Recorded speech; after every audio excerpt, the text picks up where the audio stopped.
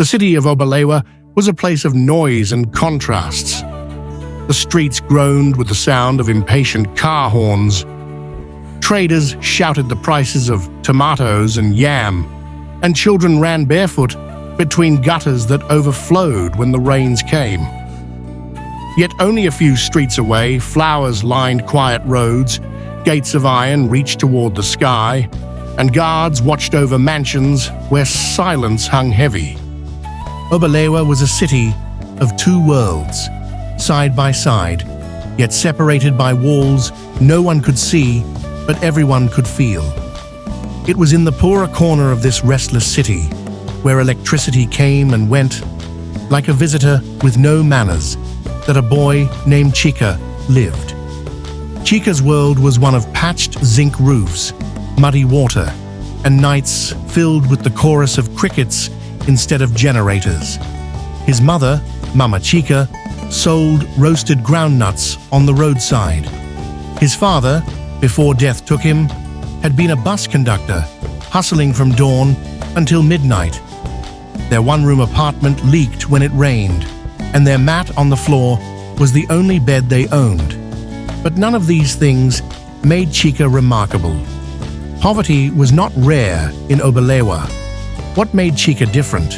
What made people whisper his name in markets and on street corners was the gift of his mind. From the time he was little, Chika had shown wisdom far beyond his years. At the age of 6, he could fix broken radios by joining wires no one thought could match. At 7, he spoke in proverbs that startled adults, as though an old man was speaking through his lips. By 8, he was solving sums older children struggled with, though he owned no textbooks and had never touched a computer. Neighbors called him Professor of the Gutter. Some meant it with awe, others with mockery, and some with fear. For in Obalewa, when a child was too wise, tongues began to wag about spirits and ancestors. Mama Chika would always defend him. "My son is not ordinary," she would say firmly. "God gave him wisdom for a reason we do not yet know." But even Chika himself sometimes wished he was ordinary. He was tired of being asked riddles by strangers, tired of being mocked by boys who thought him strange, tired of waking in the night from dreams he could not understand. Still, life carried on, until the day he met Tunde. On the opposite side of Obalewa lived Tunde, son of Chief Balogun, a man whose name carried weight and whose wealth carried envy. Tunde's world was paved with tiles that gleamed, food served by silent servants, and toys imported from abroad. He had more clothes than he could wear, more shoes than his feet would ever need. His room was larger than Chika's entire house, with a bed so soft it sank like clouds when he lay on it. But though Tunde had plenty of wealth, he lacked one thing: understanding. At school, numbers mocked him, twisting into shapes he could not follow. Sentences tangled like weeds, and no matter how long he stared, they refused to make sense. His father paid for the best tutors, men and women with degrees and foreign accents, but still, Tunde struggled. Teachers shook their heads. Such wealth, such opportunity, yet no wisdom, they whispered. His father's disappointment was like a heavy cloak he could never remove. Chief Balogun often glared at him across the dinner table, his voice hard as stone. "Must you shame me at every turn? The son of a Balogun, failing simple lessons?" Tunde would lower his eyes, burning with shame. For all his wealth, he felt smaller than everyone around him. One hot afternoon, fate pushed the two boys together. Chika was sitting under a broken streetlight, sketching symbols in the dust with a stick. He liked to lose himself this way, filling the ground with shapes and numbers no one else understood. Nearby, Chief Balogun's car broke down. Smoke curled from the bonnet, and the driver cursed as he wrestled with the engine. Tunde, bored, wandered away from the car and noticed Chika's strange drawings. "What are you doing?" he asked curiously. Chika looked up, surprised that a well-dressed boy was speaking to him.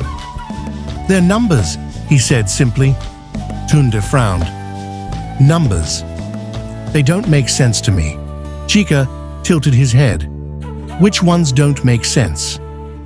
Hesitantly, Tunde pointed, and in less than 5 minutes, Chika explained the problem in a way so clear, so simple, that Tunde's eyes widened.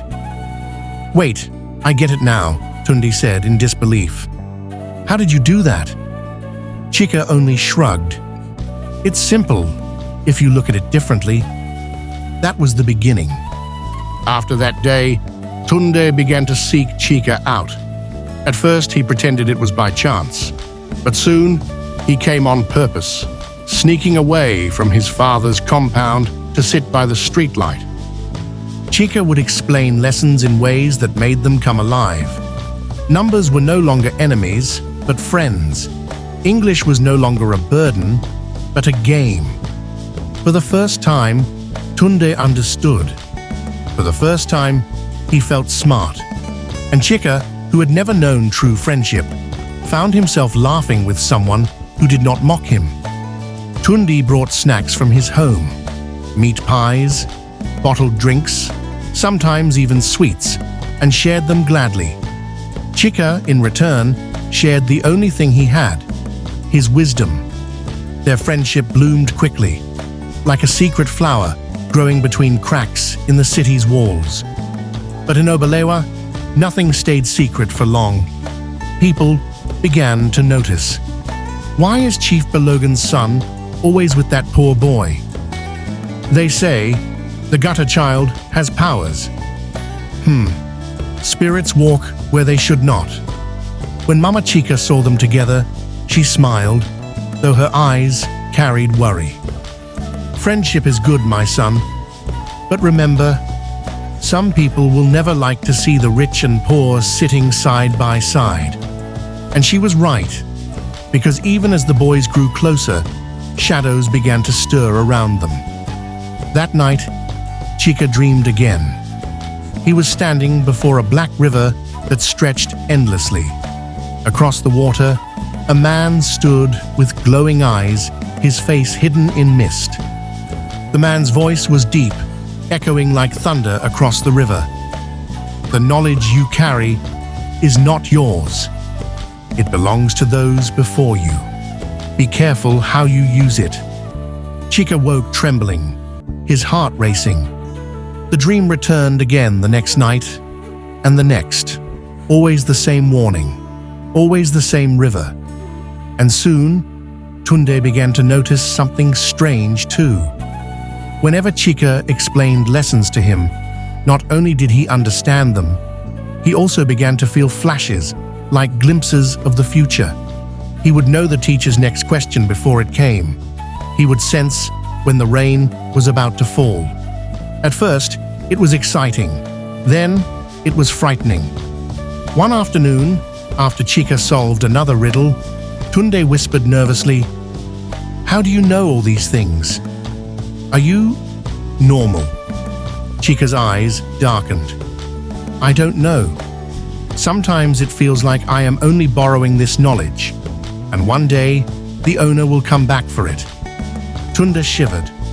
That was how their unlikely friendship grew, beautiful yet strange, joyful yet heavy with shadows, and before long, the shadows would no longer remain hidden.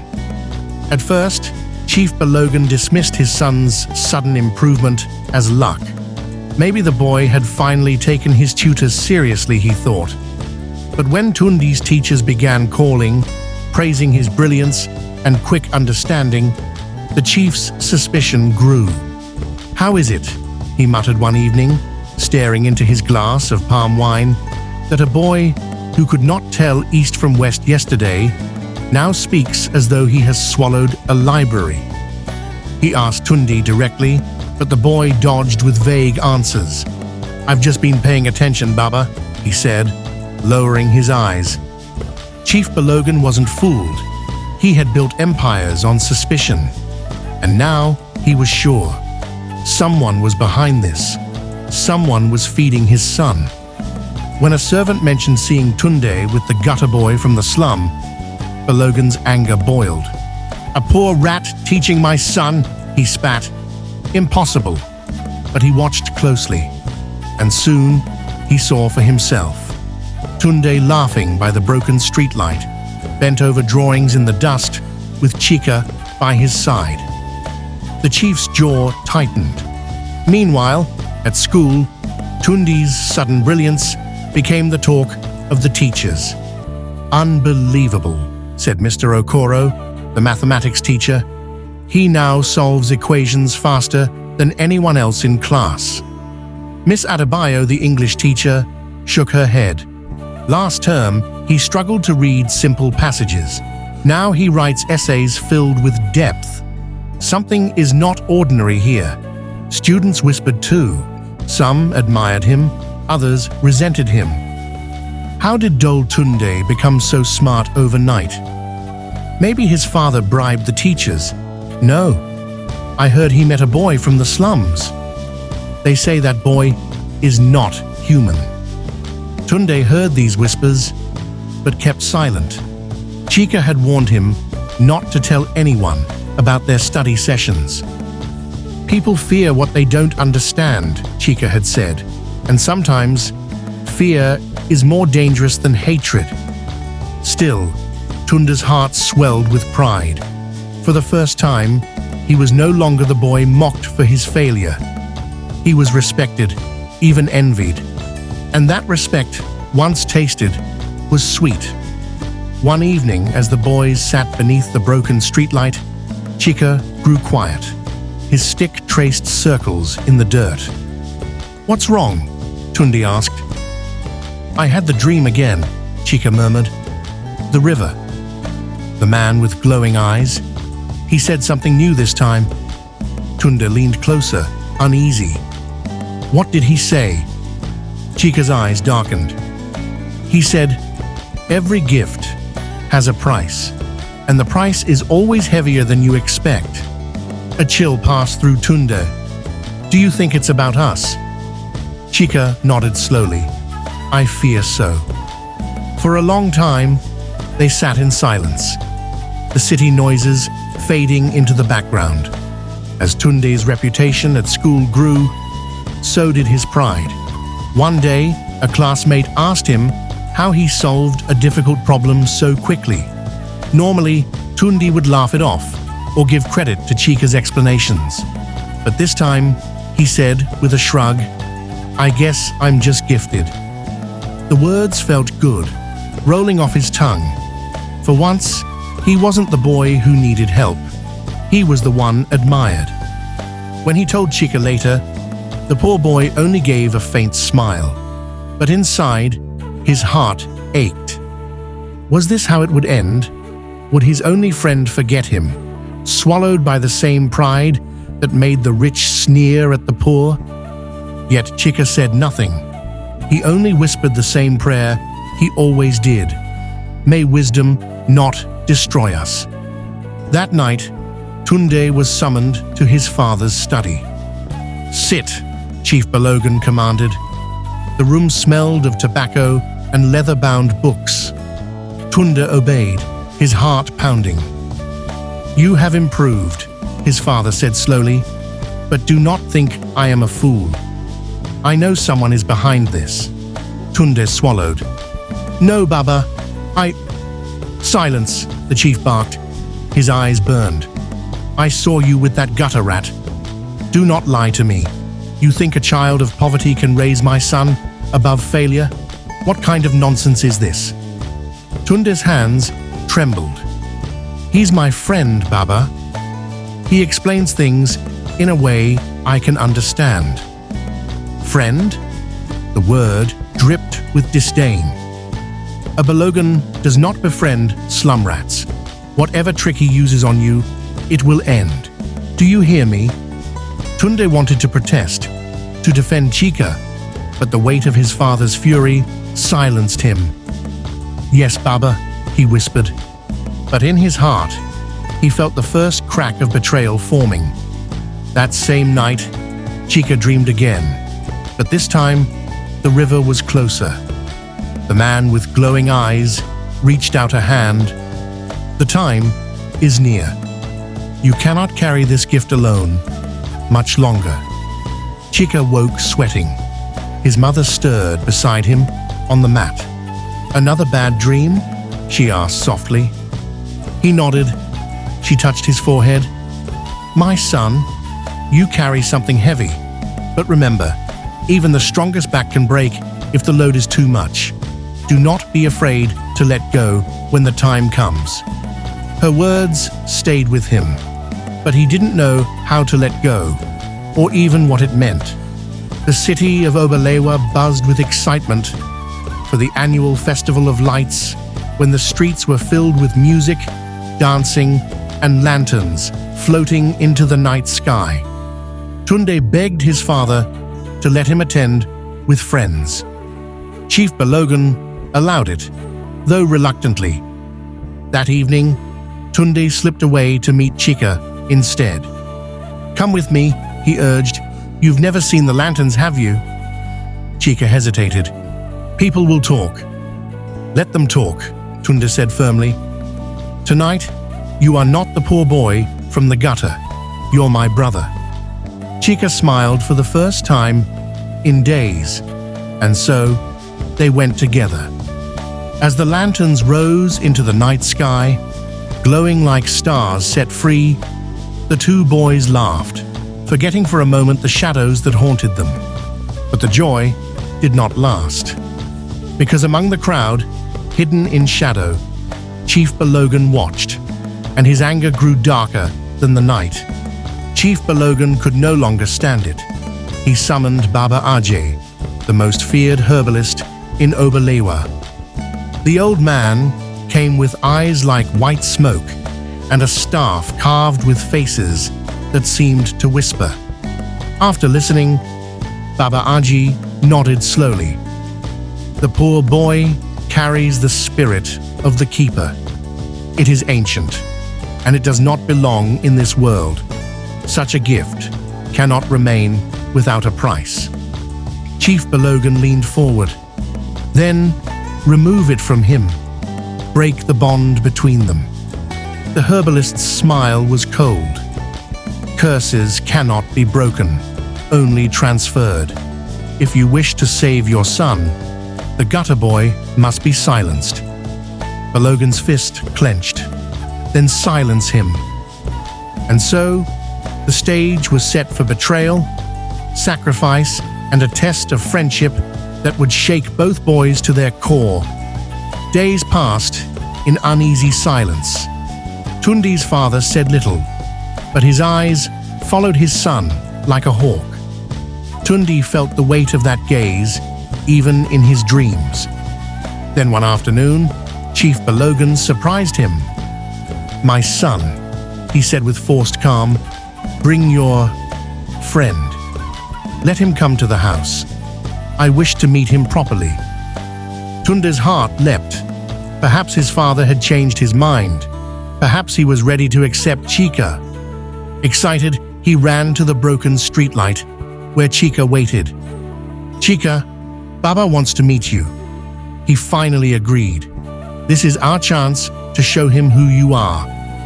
Chika hesitated, unease flickering in his eyes. "Are you sure? Your father has never looked at me with kindness." Tunde grasped his hand. "Trust me, tonight will change everything." And so, though his heart whispered warnings, Chika agreed. That evening, Chika stepped into Chief Balogan's mansion for the first time. The house was enormous, with marble floors that reflected their faces and chandeliers that glittered like captured stars. Servants bowed as they passed, though some glanced at Chika with thinly veiled disdain. In the center of the parlor sat Chief Balogan, dressed in rich agbada, his face unreadable. Beside him stood Baba Ajay, leaning on his staff, eyes milky and cold. "Welcome, Chika," Balogan said smoothly. "You have been a teacher to my son." Chika bowed slightly. "Yes, sir." But unease crawled across his skin. Something in the air felt heavy, unnatural, as though unseen hands pressed against his chest. Baba Aji stepped forward, his staff tapping the polished floor. The carved faces upon it seemed to twist in the candlelight. "This is the boy," the herbalist hissed, "the vessel of forbidden wisdom. Tonight, we silence him." Tunde's eyes widened in shock. "Baba, no!" "He's my friend," Chief Balogan's voice thundered. "Your friend is destroying you. Look at the madness he brings. I will not lose my son to gutter sorcery." Chika's voice shook. "I never wished him harm. I only shared what I had." But Baba Ajay struck the staff against the ground. The lights flickered and died, leaving only the dim glow of candles. A dark wind stirred, swirling through the room. From the shadows, a voice deeper than the earth itself rumbled, "You cannot break what was bound." Two drank from one cup. To end it, one must fall. Tunde clutched Chika's arm, trembling. "What does that mean?" Baba Aji's eyes gleamed. "The Keeper of Wisdom has spoken. Both of you are tied together. The spirit does not give without taking. One of you must pay the price." Balogan's face hardened. "Then let the gutter rat pay. Take him, leave my son." Chika's chest tightened. His worst fear had come true. The gift was not free. It demanded a sacrifice. The keeper's voice echoed again. "Choose, vessel or drinker. Knowledge cannot belong to both." For a long moment, silence filled the room, broken only by the sound of Tunde's ragged breathing. Chika looked at his friend. He saw the tears glistening in his eyes, the boy who had given him laughter when he had known only loneliness, the brother he never had. Slowly, Chika whispered, "Then let it be me." Tunde shook his head violently. "No, don't say that. You're my only friend." Chika squeezed his hand. "You have a future, Tunde. You will carry both our dreams. I was only a bridge." Baba Aji raised his staff, the shadows thickening like storm clouds. "It is decided."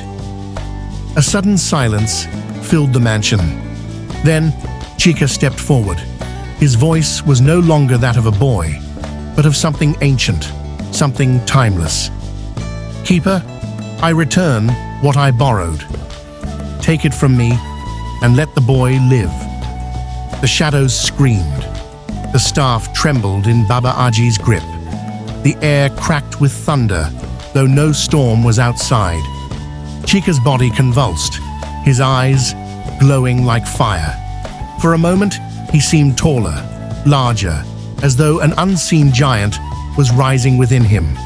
Then, with one final cry, the light burst from his chest and vanished into the air. Chika collapsed, still and silent. The wind died.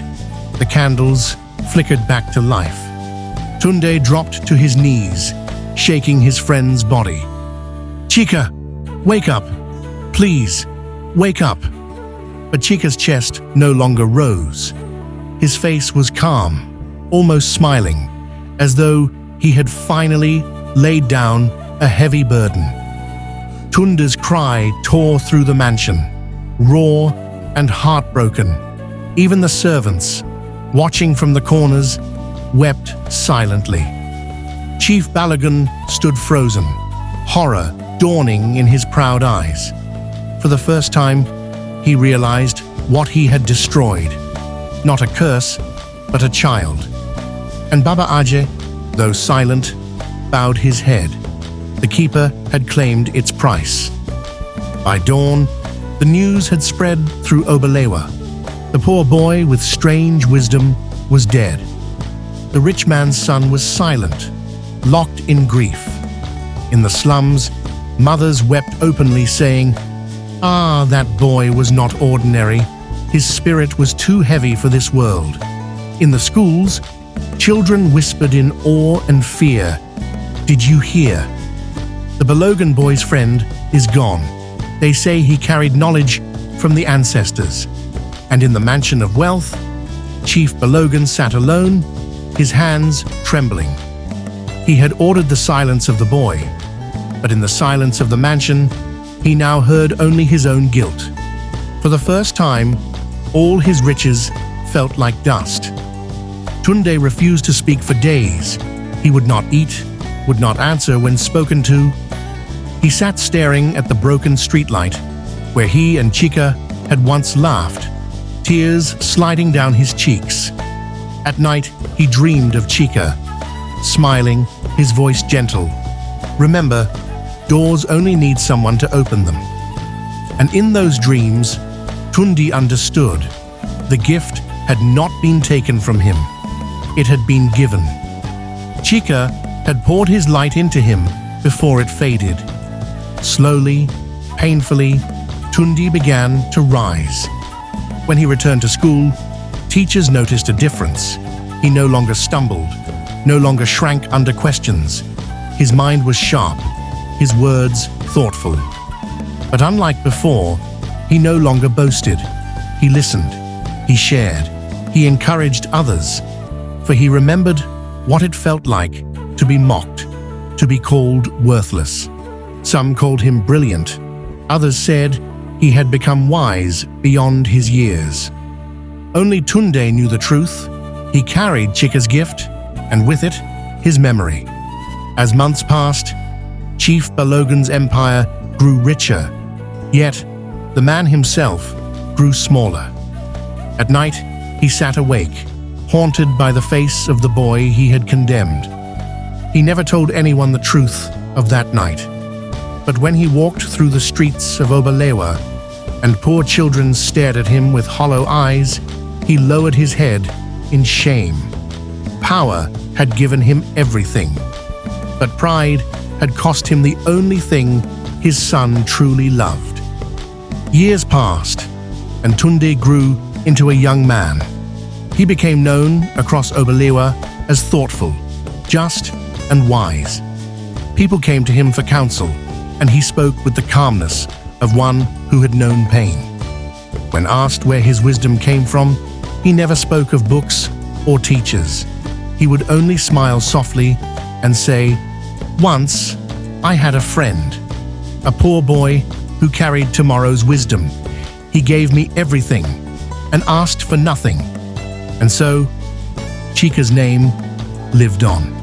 In markets, elders told the tale to children. Remember the boy who gave up his gift for his friend. Remember that knowledge is not free, and friendship is heavier than gold. Lanterns released during the Festival of Lights were sometimes whispered to carry his spirit upward, glowing like the boy who once lit the darkness of Obalewa. And so the story ends, as all folk tales do, with a truth hidden in its heart. Some gifts are too heavy to carry.